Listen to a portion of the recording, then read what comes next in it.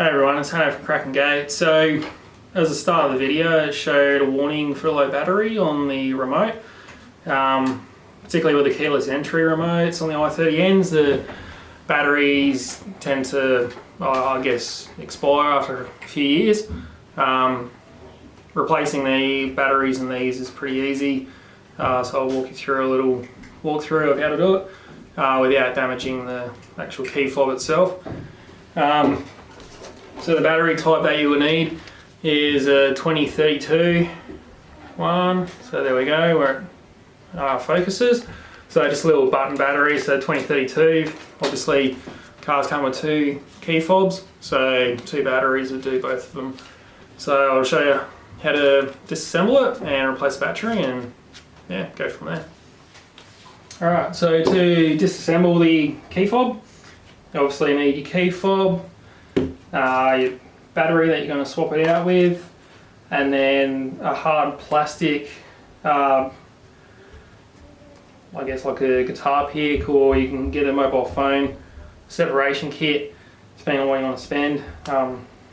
Guitar picks are probably about 50 cents from a music store.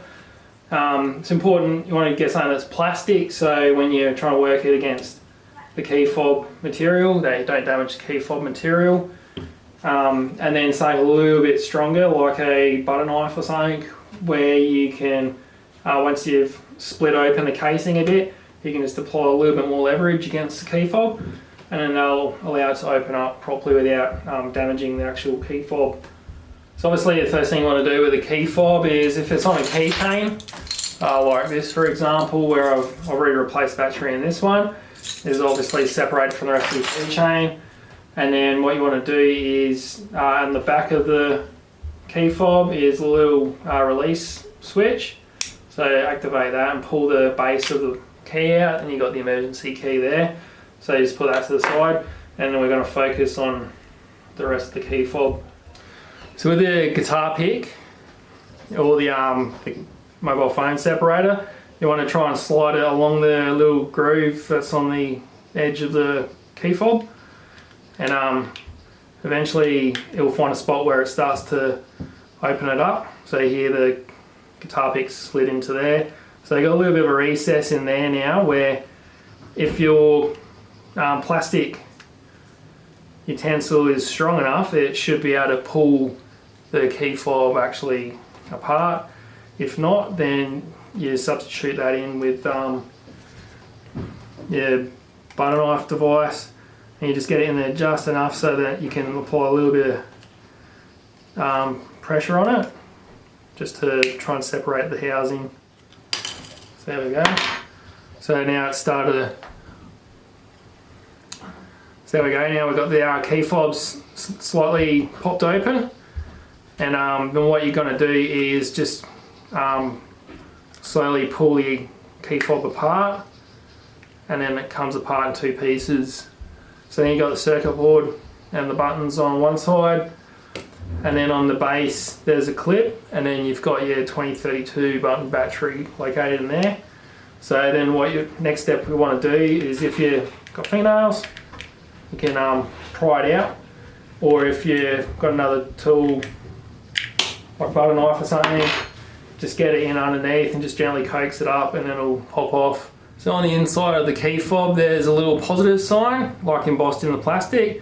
So that's the positive side of the button battery, which is the large flat side, and then the other side with the smaller diameter terminal is the negative side. So the battery going in would be in like that orientation.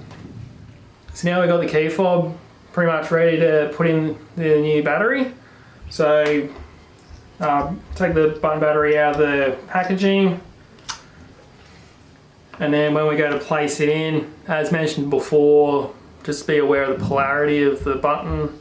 So the big wide side typically has a marking on it saying it's positive, and then orientate that the correct way and push that into the housing.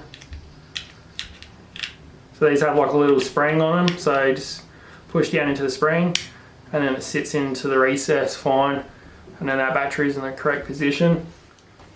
So if you happen to pull apart all the the circuit board side of the remote does come out, just make sure the weather seal, which is the rubber part, is located back inside the housing properly. It only goes one way because it's pretty much a unidirectional fitting.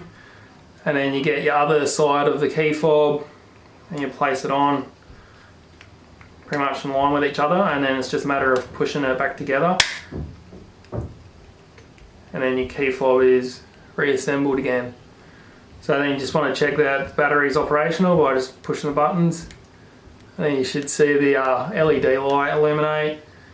And then way to confirm that it works properly is go activate the locking functions of your vehicle and then obviously start the vehicle up. So then just to recondition it is just a matter of just getting your emergency key and just sliding it back inside the key fob, and then just reattach to your keychain, and then you're good to go. So there you go, that's how you replace the battery in your key fob, particularly on i30N key fob. Just a reminder with these batteries, you know, they're known to cause injury to little kids who think they're lollies, so obviously dispose of them appropriately. That way you can save yourself some heartache. And yeah, so pretty easy way of doing it. Yeah, if you're just a little bit patient and just work nice and slowly, then you shouldn't cause any damage to your key fob. However, if you don't have the confidence in giving it a go, then you know, take it to your dealer and get them to sort it out for you. Yeah, which should be not too big an issue. So yeah, if you like this video or any others on Kraken Gate, if you haven't already, click subscribe, share the links, give a thumbs up for the algorithm, and any feedback, put it down in the comments down below. So until next time, thanks for watching, see you around.